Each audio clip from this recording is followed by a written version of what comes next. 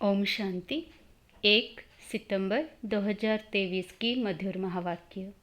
मीठे बच्चे, देह सहित सबकी याद भूल, बाप जो है जैसा है उसे यथार्थ पहचान, स्वयं को बिंदी समझ, बिंदी रूप से बाप को याद करो।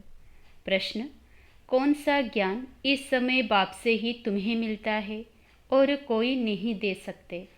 उत्तर: तुम स्त्री पुरुष साथ में रहते गृहस्थ व्यवहार की संभाल करते पवित्र रहो।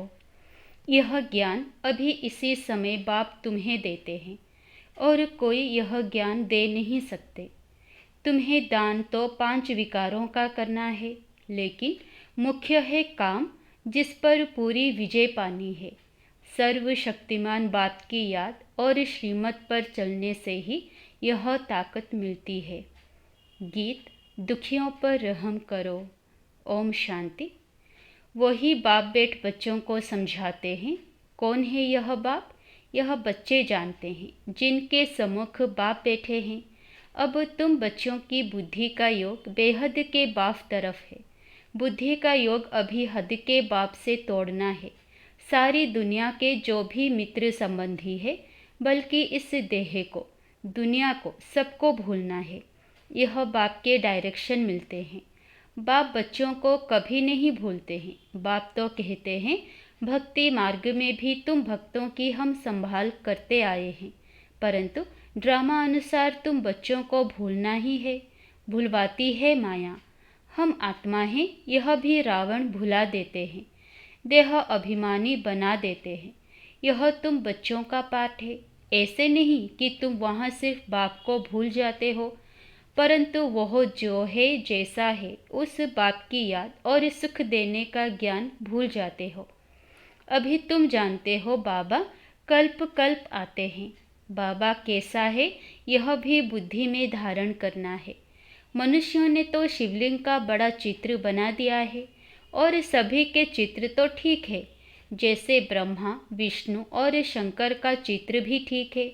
मंदिरों में पूजे जाते हैं, परंतु परमपिता परमात्मा का नाम, रूप, देश, काल जो है वह भूल जाते हैं। चित्र भी भूल जाते हैं। अभी तुम बच्चों को समझाया जाता है कि आत्मा बिंदी रूप है, स्टार मिसल बिंदी है, भ्रकुटी के बीच में रहती है। बच्चे जानते हैं हम आत्मा हैं। शरीर की भ्रकुटी के बीच मुझ आत्मा का स्थान है। यह तो सब मानेंगे, बहुत सूक्ष्म बिंदी जैसी है। यह भी जानते हो परमपिता परमात्मा भी ऐसे बिंदी रूप ही होगा। खुद आकर समझाते हैं, मैं भी बिंदी हूँ, परंतु मनुष्यों ने बड़ा रूप ज्योतिर्लिंगम बना दिया है। जैसे बुद्ध का भी बड़ा लंबा चौड़ा रूप बनाते हैं। पांडवों के शरीर भी भक्ति मार्ग में बहुत लंबे बनाते हैं। भक्ति मार्ग में लंबे चित्र होते हैं, ज्ञान मार्ग में छोटी चीज़ होती है। परमात्मा कहते हैं, मैं बिंदी हूँ। कहाँ कहाँ बहुत बड़ा लिंग भी रखते हैं, नहीं तो बिंदी की पूजा कैसे हो सके? पूजा तो ज़रूर बड़ी चीज़ की ही होगी ना। तुमको अभी बिंदी रूप समझाया है। इन बातों को मनुष्य तो समझ ना सके। तुम बच्चों को भी पहले यह समझ नहीं थी। अभी जब परिपक्व अवस्था हुई है तो समझते हो। यह तो यथार्थ बात है।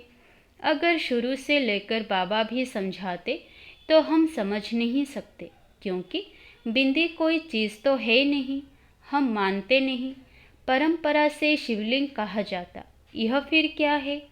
तो बाप समझाते हैं कि वह भी रोंग है। मैं जो तुम्हारा बाप हूँ, मैं बिंदी हूँ। तुम्हारा भी बिंदी रूप है, परंतु पूजा आदि के लिए बड़ा शिवलिंग बनाते हैं। आत्माओं का रूप भी शालिग्राम बनाते हैं, परंतु ऐसे है नहीं। आत्मा इतनी बड़ी हो नहीं सकती। आत्मा देखने में भी बड़ा मुश्किल आती है। यह समझने की बड़ी गुह्य बातें हैं। आत्मा भी बिंदी रूप है। इस छोटी सी आत्मा में 84 जन्मों का पाठ है। एक सेकंड ना मिले दूसरे से 84 जन्मों का पाठ सारा एक छोटी सी आत्मा में नूंधा हुआ है। यह बड़ी कुदरत की बात है। सारा पाठ बिंदी में रहता है। उस नाटक में भी पाठ बजाने वालों की बुद्धि में सारा पाठ रहता है ना। वह है छोटा पाठ। यह 84 जन्मों का पाठ भी अच्छी रीति समझना है और फिर समझाने की भी बड़ी युक्ति चाहिए। इतनी छोटी बिंदी है, कितनी छोटी है, कितनी शक्तिवान है। उनको परमपिता परमात्मा कहा जाता है। तुम आत्माएं उनसे योग लगाने से मास्टर सर्वशक्तिमान बनते हो। माया पर जीत पाकर अटल अखंड सुख शांतिमय राज्य करते हो। कितनी समझने की बातें हैं। यह है पढ़ाई, है भी बहुत सहज। यह बाप ही समझा सकते हैं, कोई मनुष्य नहीं समझा सकते हैं। बरोबर इतनी छोटी चीज़, परंतु नाम कितना बड़ा रखते हैं, ज्ञान का सागर। तुम कहते हो मनुष्य सृष्टि का बीज रूप चैतन्य है, सत्य है, अविनाशी है। कहते आते हैं, परंतु किसी की बुद्धि में नहीं आता है वह क्या वस्तु है। गुण तो बहुत अथाह गाते हैं। अभी तुम बच्चे बाप के सम्मुख बैठे हो, जान गए हो आत्माएं तो सम्मुख ही है, सब आत्माएं ब्रदर्स ही हैं। कितनी छोटी बिंदी है, विचार करो। मूल वतन का हम जो चित्र बनाते हैं उसमें बिंदु रूप ही दिखाते हैं। जैसे स्टार्स आकाश तत्वों में ऊपर खड़े हैं, वैसे ही महातत्वों में भी हम ऐसे स्टार माफिक अपने अपने सेक्शन में खड़े होंगे। झाड़ छोटे छोटे स्टार्स का बना हुआ है, वहाँ से फिर आत्मा आती है, शरीर धारण करती है पाठ बजाने लिए। कैसे नंबरवार आत्माएं आती है, यह सारी बुद्धि चलनी चाहिए। हर एक धर्म का सेक्शन अलग होगा। बाप दृष्टांत दे समझाते हैं, बेनन ट्री का भी मिसाल समझाते हैं। हिंदी बहुत जगह चलती है तो बच्चों को हिंदी भाषा में समझाना पड़ेगा। परमपिता परमात्मा भी हिंदी भाषा में ही समझाते हैं। आजकल जहाँ तहाँ इसका प्रचार करते रहते हैं। एक भाषा होना तो मुश्किल है। कई समझते हैं परमपिता परमात्मा तो सब भाषाएं जानते होंगे, परंतु ऐसे तो हो ना सके। अतः अनेकानेक भाषाएं हैं, वह तो सीखनी पड़ती है। परमपिता परमात्मा को तो कुछ सीखना नहीं है। उन्होंने कल्प पहले जिस भाषा में समझाया है उसमें ही समझाते हैं। बाकी भाषाएं तो हर एक को पढ़नी होती है। बाप को पढ़नी होती है क्या? तुम देखते हो शुरू से हिंदी चली है, सब हिंदी सीखते जाते हैं। भारत में हिंदी का प्रचार है, बाप भी हिंदी में समझाते हैं। फिर हर एक को अपनी भाषा में ट्रांसलेशन कर औरों को समझाना पड़े। बाप और बाप की रचना का परिचय सबको समझाना है। सभी का सद्गति दाता वो एक बाप है। यह सब जानेंगे बरोबर बाप आया हुआ है। बाप कहते हैं, मैं भारत में ही आता हूँ। भारत हमारा बर्थ प्लेस है। शिव के मंदिर, देवी देवताओं के मंदिर भी यहाँ है। देवी देवताओं का राज्य भी भारत में होता है। बाप भी भारत में आते हैं। देवी देवता धर्म की स्थापना यहाँ की है, तो मंदिर भी ज़रूर यहाँ चाहिए। औरों के इतने मंदिर नहीं होंगे, यहाँ तो बहुत मंदिर है। घर घर में लक्ष्मी नारायण के चित्र, राधे कृष्ण के चित्र, राम सीता के चित्र रखते हैं, क्योंकि भारत में होकर गए हैं, परंतु उन्होंने कैसे राज्य लिया वह भूल गए हैं। चैतन्य में राज्य करके गए हैं। लक्ष्मी नारायण वैकुंठ के महाराजा महारानी हैं। उन्हों को राज्य किए कितना समय हुआ यह भी जानते हैं। मुख से कहते भी हैं, क्राइस्ट से 3000 वर्ष पहले देवी देवताओं का राज्य था, तो क्राइस्ट को 2000 वर्ष हुए ना। तो जो ऐसे कहते हैं उन्हें उसी बात पर समझाना चाहिए। कहते हैं क्राइस्ट से 3000 वर्ष पहले देवी देवताओं का राज्य था, अर्थात स्वर्ग था। ऐसे नहीं कि क्राइस्ट भी उस स्वर्ग में था। पूछेंगे क्रिश्चियन लोग तब कहाँ थे, यानी उन्हों की आत्माएं कहाँ थी। इस्लामी, बौद्धि, क्रिश्चियन आदि की आत्माएं सब कहाँ थी। यह समझाना तो बड़ा सहज है। वह सब निर्वाण धाम व निराकारी दुनिया में थी। निराकारी दुनिया भी है। दुनिया में ज़रूर बहुत रहने वाले होते हैं। सभी आत्माओं का निवास स्थान महातत्व रूपी निराकारी दुनिया में है। तुम बच्चों की बुद्धि में अभी यह है कि इस समय सब देवी देवताओं की आत्माएं हाजिर हैं। तब बाप आए हैं, फिर से देवी देवता धर्म की स्थापना करते हैं। समझो, कोई धर्म आता है, पहले तो बहुत छोटा होता है। छोटी छोटी शाखाएं निकल जब पूरी होती हैं, तब यह तुम्हारा फाउंडेशन भी पूरा होता है। बीज और झाड़ का राज समझाना तो बहुत सहज है। मनुष्य सृष्टि का झाड़ बहुत धर्मों का है। समझते भी हैं फलाना धर्म था तो फलाना धर्म नहीं था। अभी छोटे छोटे धर्म निकलते हैं, आगे तो नहीं थे ना। छोटी छोटी शाखाएं तो अभी निकली है। यह तुम बच्चे जानते हो और कोई नहीं जानते। आत्मा और परमात्मा का बिंदी रूप नहीं जानते। अभी बाबा ने तुम बच्चों को आकर समझाया है। तुम कहते हो बाबा हम आपके बच्चे हैं। कल्प पहले भी आपसे मिले थे, आपके बच्चे बने थे। बच्चे बनते हैं बाप का वर्षा लेने। बाप कहते हैं तुम हमारे हो। गोया एडप्ट किया, मुख वंशावली बने। तुम सब एडप्टेड हो। बाबा भी ब्रह्मा मुख से कहते हैं तुम आत्माएं हमारी हो।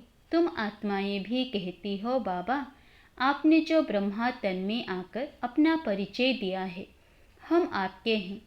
बाबा कहने से ही वर्षे की खुशबू आनी चाहिए। बच्चे ही कह सकते यह है प्रवृत्ति मार्ग। सन्यासियों के शिष्य बनते हैं, वह बाप बच्चे नहीं बनते। वर्षा बाप से जायदाद का मिलता है। वह तो कहेंगे हमने गुरु किया है, गुरु से तो जायदाद का वर्षा नहीं मिलेगा। वह तो जायदाद को छोड़ जंगल में चले जाते हैं। वह जायदाद दे ना सके, वह है ही निवृत्ति मार्ग वाले। बाप तो जायदाद देते हैं, उनसे कुछ नहीं मिलता। जंगल में जाएंगे तो सन्यासी कहलाएंगे।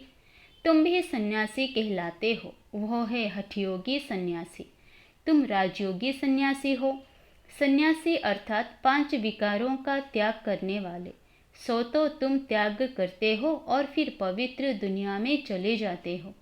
वह त्याग करते हैं परंतु पवित्र दुनिया में नहीं जाते, पति दुनिया में ही रहते हैं। तो बाप समझाते हैं आत्मा कितनी छोटी है, इतनी छोटी वस्तु में कितनी ताकत है, अविनाशी भी है। वह बाप इस शरीर द्वारा समझाते हैं। तुम्हारी आत्मा समझती है। बाप कहते हैं मैं आता ही तब हूँ जब कलयुग का अंत है। तमोप्रधान पतित हो जाते हैं। मुझे याद भी तब करेंगे जब संगम होगा, तब ही हम आएंगे। तब ही विनाश के चिन्ह भी देखने में आएंगे। सो तो बरोबर देखते हो, अभी तुमको समझ मिलती है, वह फिर औरों को देनी है। अभी कलयुग का अंत जरूर है। यादव कौरव पांडव भी है, महाभारत लड़ाई भी है। बरोबर उस समय राजयोग भी सीखते थे। पांडवों ने विजय पाई, यादव कौरव विनाश हुए। स्वर्ग में तो एक ही धर्म होता है, अनेक धर्म खलास हो जाते हैं। यह बाप बेट समझाते हैं। बच्चे जानते हैं बाबा की इस राजयोग की शिक्षा से हम बरोबर 100 देवी देवता पद पाते हैं। तुम पुरुषार्थ करते हो, हम तो नर से नारायण ही बनेंगे। बाप का वारिस जरूर बनेंगे, तख्त नशीन बनेंगे। फिर जितना जो पुरुषार्थ करेंगे उतना पद पाएंगे। पुरुषार्थी छिपे नहीं रहते, वह बड़े मस्त होते हैं। पहले पहले प्रतिज्ञा करते हैं। बाप के जन्म बाद है रक्षाबंधन। बाप को जानते तो पहले प्रतिज्ञा करनी है। बाप कहते हैं काम महाशत्रु है। दान तो 5 ही विकारों का करना है, परंतु पहले पहले मुख्य काम है। इनसे बड़ा खबरदार रहना है। भले स्त्री भी साथ हो, गृहस्थ व्यवहार में रहते पवित्र रहना मेहनत का काम है। सर्वशक्तिमान बाप को याद करने और उनकी श्रीमत पर चलने से ताकत मिलती है। बाप का फरमान है साथ में रहते इकट्ठे रहते पवित्र रहना है। आगे तो स्त्री पुरुष इकट्ठे रहने से आग लगती थी। बाप कहते हैं इकट्ठे रहो परंतु आग ना लगे। अच्छा, मीठे मीठे सिकिलधे बच्चों प्रति माता पिता बाप दादा का याद प्यार और गुड मॉर्निंग। रूहानी बाप की रूहानी बच्चों को नमस्ते। धारणा के लिए मुख्य सार पहला, दिल से बाप को याद कर जायदाद की खुशी में रहना है, पूरा पावन जरूर बनना है। दूसरा, विचार करना है आत्मा कितनी छोटी है और उसमें कितना अविनाशी पाठ नूंधा हुआ है। बिंदु बन बिंदु बाप की याद में रहना है। वरदान, स्व इच्छा और दृढ़ संकल्प से एक देकर पदम लेने वाले चतुर सुजान भव। चतुर सुजान बच्चे मिट्टी से भरे हुए सूखे चावल देकर एक का पदम गुणा भाग्य बना लेते हैं। सिर्फ चावल देते और रिटर्न में सर्व शक्तियाँ, सर्व खजाने, 36 प्रकार से भी ज़्यादा वैरायटी ले लेते। परंतु कई बच्चे वह भी देने के समय सुदामा की मिसल कच्छ व बगल में छिपाकर रखते हैं। बाप खींच कर ले सकते हैं, लेकिन खींच कर लिया तो उसका रिटर्न इतना नहीं मिलेगा। इसलिए स्व इच्छा और दृढ़ संकल्प से एक देकर पदम लेना, यही चतुराई है। इस देने में ही कल्याण है। स्लोगन, साक्षी बन न्यारे होकर हर खेल को देखने वाले ही साक्षी दृष्टा है। अच्छा, ओम शांति।